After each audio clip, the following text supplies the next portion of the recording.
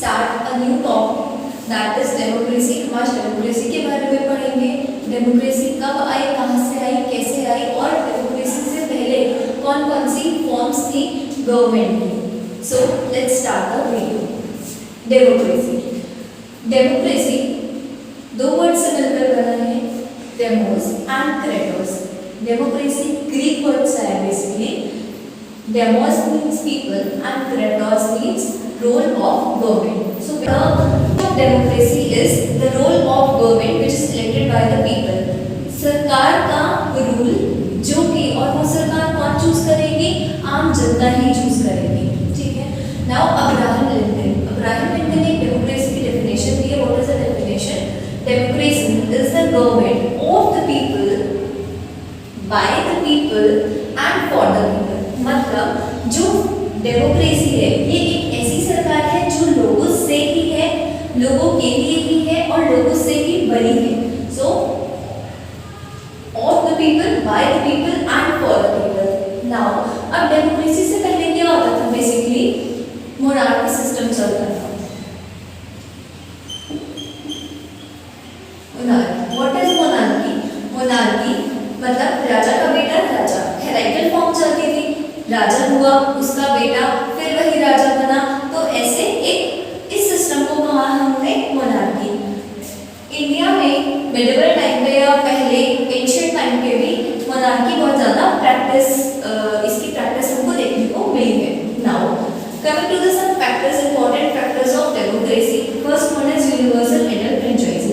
What is this universal adult franchise? इसका मतलब है सभी लोग, चाहे वो अमीर हो, चाहे वो गरीब हो, चाहे वो एजुकेटेड हो, चाहे वो अनएजुकेटेड हो, कैसा भी हो, चाहे वो मेन हो, वुमेन हो, एक पर्टिकुलर एज ग्रुप के बाद उसको राइट मिलेगा कि वो अपनी सरकार को चुन सकता है। एंड इसका मतलब है one vote one person one vote. एक पर्सन का वोट एक ही माना जाएगा, चाहे वो कोई भी हो। So this is the meaning of universal adult franchise.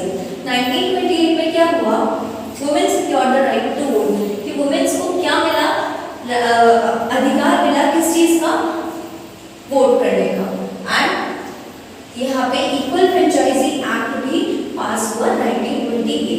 Now coming to the equality. What is equality? Equality मतलब समानता, एक सबको इक्वल ट्रीटमेंट मिले, चाहे वो कोई भी हो, वो एक प्रेसिडेंट हो या फिर वो एक पुअर पर्सन, सबको इक्वल ट्रीट किया जाएगा लॉज में, हर चीज में। अगर किसी से भेदभाव नहीं होगा, अनटचेबिलिटी को प्रैक्टिस नहीं किया जाएगा। सो this is all about equality. Equality का नाम कहाँ से आया? सबसे पहले फ्रांस में क्या हुआ था? थ्री स्टेट्स के थ्री ग्रुप्स थे basically. First one is clergy, second one is nobles and third one is the poor class. जो क्लर्जी और नोबल्स होते थे ये दोनों क्या करते थे? ये इन्हीं की गवर्नमेंट थी वहाँ पे बेसिकली, और बेसिकली नोबल्स की गवर्नमेंट थी। और क्लर्जी कौन होते थे? क्लर्जी होते थे प्रीस्ट। तो ये क्या मानते थे कि जो प्रीस्ट है ये क्या करेंगे, इनको अधिकार है सारी चीज का। मतलब अधिकार किस बात का है कि जो भी पूजा पाठ होगी वो सब वो करेंगे, और जो भी भगवान के रिचुअल्स होंगे ये सब वही परफॉर्म क्लर्जी होते थे। ये अपने भगवान का मैसेज आम जनता तक पहुंचाएंगे। और थर्ड स्टेट को ज्यादा अधिकार नहीं थे कुछ भी करने के। तो फिर क्या हुआ? वहाँ पे फ्रेंच रेवोल्यूशन चला। फ्रेंच रेवोल्यूशन से हमको थ्री आइडियाज आते हैं, इक्वालिटी, लिबर्टी एंड फ्रेटर्निटी का। जो फ्रांस में बेसिकली क्या हुआ, जो थर्ड क्लास थी वो थक गई सब चीजों से, और नेशनल असेंबली उन्होंने फॉर्म कर दी इन 1789। और उसके बाद जब उन्होंने नेशनल असेंबली फॉर्म करी, उसके कुछ टाइम बाद जब उन्होंने रिवॉल्व किया, रिवोल्यूशन किया, इन सब चीजों को करने के बाद उनको इक्वालिटी मिली। So this is about equality की फ्रांस रेवोल्यूशन से, फ्रेंच रेवोल्यूशन से हमको कैसे इक्वालिटी का कंसेप्ट कहाँ से आया? That is from French revolution. Some other aspects of democracy कि डेमोक्रेसी अगर है तो उसमें से क्या क्या फीचर्स होने चाहिए। सबसे पहले अगर कोई कंट्री डेमोक्रेटिक है तो उसमें कॉन्स्टिट्यूशन होना बहुत जरूरी है। Now what is constitution? Constitution is a set of document in which the rules of particular countries lays down. Constitution वो डॉक्यूमेंट है जिसमें एक पर्टिकुलर कंट्री के रूल्स, रेगुलेशंस, वहाँ की कंट्री के राइट्स, स्टेट को क्या अधिकार है, हमें कॉन्स्टिट्यूशन में लिखा गया है। कॉन्स्टिट्यूशन में लिखा गया है हमारे एग्जीक्यूटिव, जुडिशरी, लेजिस्लेटिव के functions. Okay, now this is all about constitution. Father of Indian constitution, हमारे इंडियन कॉन्स्टिट्यूशन के फादर किसे कहा गया है? Basically doctor B.R. Ambedkar. Doctor Bhimrao Ambedkar को फादर ऑफ इंडियन कॉन्स्टिट्यूशन कहा गया है। क्यों कहा गया है? क्योंकि he was the head of the drafting committee. Now democracy है, डेमोक्रेसी में कॉन्स्टिट्यूशन है, इसके साथ साथ और क्या फीचर्स होने चाहिए डेमोक्रेसी में? First is participation of people, कि लोगों का पार्टिसिपेशन। अब लोग कैसे पार्टिसिपेट करेंगे?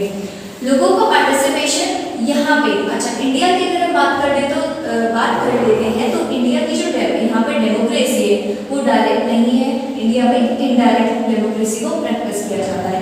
तो यहाँ की जनता अपने रिप्रेजेंटेटिव को चुनेगी, वो रिप्रेजेंटेटिव अपनी आगे जाके बात रखेगा कि हमारे जिन लोगों ने, जिस जनता ने मुझे चुना है, जहाँ से मैं आया हूँ, उनकी ये डिमांड्स हैं और वो अपने डिमांड्स आगे फॉरवर्ड होती रहेंगी जैसे वो आगे अपने रिप्रेजेंटेटिव, अपने रूलर्स चुनते रहेंगे। तो this is how people participate in democracy. Now freedom of expression. Freedom of expression बहुत ज़्यादा इम्पॉर्टेंट है। पार्टिसिपेशन ऑफ पीपल और फ्रीडम ऑफ एक्सप्रेशन को हम कैसे कनेक्ट कर सकते हैं? अगर लोगों को फ्रीडम ऑफ एक्सप्रेशन का मीनिंग क्या है? फ्रीडम ऑफ एक्सप्रेशन का ये मीनिंग है, freedom of expression is to express his her views, अपने व्यूज को एक्सप्रेस करना। कैसे? चाहे लिख कर करे, चाहे बोल कर करे, चाहे साइन लैंग्वेज में करे, किसी भी तरीके से अपनी बातों को एक्सप्रेस करना, अपनी फीलिंग्स को एक्सप्रेस करना। तो अगर लोग अपनी बातों को एक्सप्रेस करेंगे तभी तो वो अपने रिप्रेजेंटेटिव को अपनी बातें बता पाएंगे कि हमको ये दिक्कत है, आप हमको ये फैसिलिटीज प्रोवाइड करा सको। तो फ्रीडम ऑफ एक्सप्रेशन को हमने इस तरीके से पार्टिसिपेशन ऑफ पीपल से लिंक किया। Now coming to respect for human dignity. Respect for human dignity का मतलब है कोई भी रह रहा है उसके लिए रहना इंपॉर्टेंट नहीं है, यहाँ पर डिग्निटी के साथ, एक रिस्पेक्ट के साथ रहना बहुत इंपॉर्टेंट है। So this is respect for human dignity, की हमको हर लोगों की रिस्पेक्ट करनी चाहिए। Now mid day meal scheme. Mid day meal scheme क्या है? बेसिकली जितने भी एलिमेंट्री स्कूल्स हैं, जितने भी एलिमेंट्री स्कूल्स हैं उन स्कूल्स में मिड डे मील, मतलब जब बच्चे स्कूल में आते हैं उनको खाना प्रोवाइड किया जाएगा। ये खाना क्या प्रमोट करता है? इक्वालिटी को प्रमोट करता है कि जितने भी बच्चे हैं स्कूल में, उन सभी को, चाहे वो कैसे भी हो, चाहे वो एक गरीब घर से आ रहे हो या वो अमीर घर से आ रहे हो, वो कहीं से भी आ रहे हो, चाहे वो बैकवर्ड एरिया से आ रहे हो,